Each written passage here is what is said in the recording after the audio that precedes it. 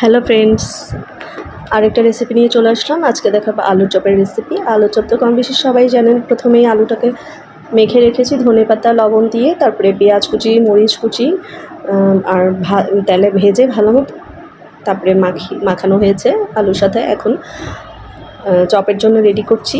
এগুলি সবগুলি চপগুলির মাঝখানে একটা একটা করে কোয়েলের ডিম দেবো। আমি ভুলে গেছি ভিডিও করতে কোয়েলের ডিমগুলি, আসলে ভিডিও করতে মনে ছিল না,